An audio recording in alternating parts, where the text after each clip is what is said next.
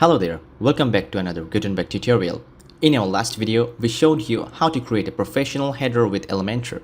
And guess what? Today, we will make the header into the Gutenberg site. If you have a Gutenberg-based website, then this video is for you. This is also a no-code tutorial and we will do it by using PostX plugin. As you know, PostX is one of the Gutenberg block plugins at this moment. If you are using any other plugins, still check the tutorial as the process should be the same on your plugin. Okay, in the beginning, you need to install and activate PostX free and pro version. Now, from the WordPress admin panel, click on PostX, then site builder and then header. Here you can see a lot of pre-made header templates. Let's import this trendy one. It's trendy. Oops.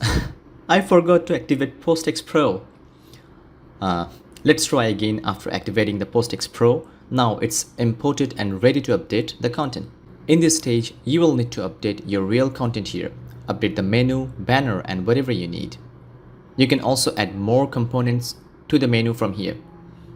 It is as simple as editing on a Gutenberg page.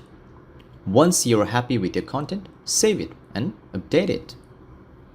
From the front end of the website, now the header look like this. Pretty good, I believe. In case, if you need more updates, the same process you can follow. Go to the PostX admin menu, site builder, then header, edit it, and save changes. That's all about our today's tutorial. Stay with us because we are going to publish more amazing videos related to WordPress soon.